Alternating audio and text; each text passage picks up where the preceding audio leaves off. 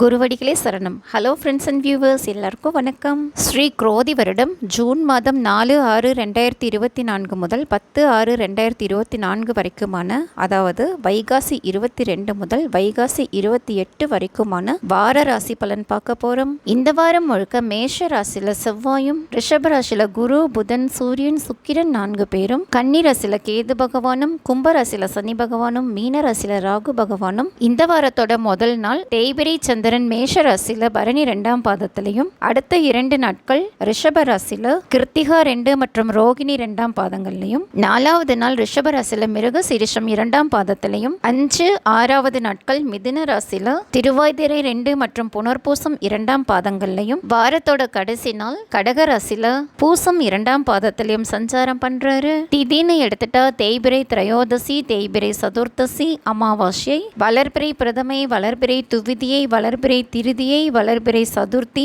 அப்படின்னும், யோகம்னு பார்த்தா சோபனம், சுகர்மம், திருதி, சூலம், கண்டம், விருத்தி, துருவம் அப்படின்னும், கரணம்னு எடுத்தா கரசை, பத்திரை, சதுஷ்பாதம், பவம், கௌலவம், கரசை, பத்திரை அப்படின்னும் இந்த வாரம் முழுக்க அமைப்புகள் இருக்கு. இந்த அமைப்புகள்னால மேஷம் முதல் மீனம் வரையான 12 ராசிகளுக்கும் இந்த வாரம் முழுக்க பலன்கள் எப்படி இருக்கும் அப்படின்னு தான் இந்த வீடியோல பார்க்க போறோம். வாங்க இப்ப வீடியோக்குள்ள போலாம்.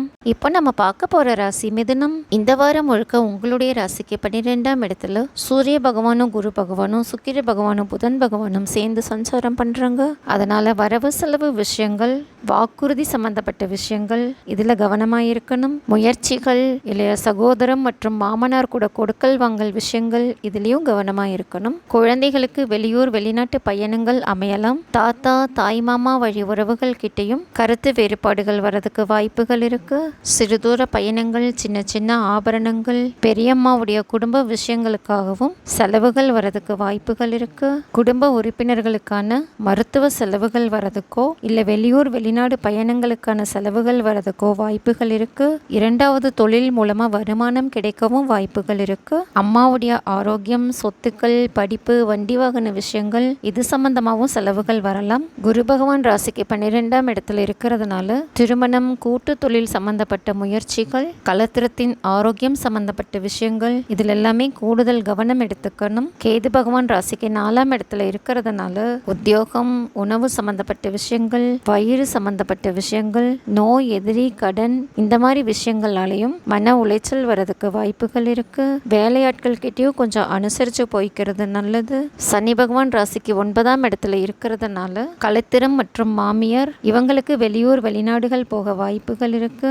ஆன்லைன் பிசினஸ் பண்றவங்களும், ட்ரஸ்ட், அனாதை இல்லம், முதியோர் இல்லம் வச்சு நடத்துறவங்களும் தொழில் சம்பந்தப்பட்ட விஷயத்துல கவனமா இருக்கணும். ராசிக்கு 10ஆம் இடத்துல ராகு பகவான் இருக்காரு. அதனால தொழில் மூலமா கிடைக்க வேண்டிய லாபங்கள் கொஞ்சம் தாமதமாகலாம். குடும்ப உறவுகள் கிட்டையும் எதிர்பார்ப்புகளை குறைச்சிக்கிறது நல்லது. சந்திரன் வாரம் முழுக்க ராசிக்கு 11, 12, 1, 2ஆம் இடங்கள்ல சஞ்சாரம் பண்றதுனால லாபம், மூத்த சகோதரம், சித்தப்பா வழி உறவுகள் வரவாவோ செலவாகவோ வரலாம். அடுத்த 2 நாட்கள் வரவுக்கும் செலவுக்கும் சரியா இருக்கும். 4 மற்றும் 5ஆம் நாட்கள் இல்லைய சகோதரத்துக்கு இல்லைன்னா உங்களுடைய ஆரோக்கியம் சம்பந்தமாகவோ, சித்தப்பா, மூத்த சகோதரம் இவங்களுக்காகவோ செலவுகள் வரதுக்கு வாய்ப்புகள் இருக்கு. கடைசி 2 நாட்கள் படிப்பு, சொத்துக்கள், வண்டி வாகனங்கள், அம்மாவுடைய ஆரோக்கியம் சம்பந்தப்பட்ட விஷயங்களுக்காக செலவுகள் வரதுக்கும் வாய்ப்புகள் இருக்கு.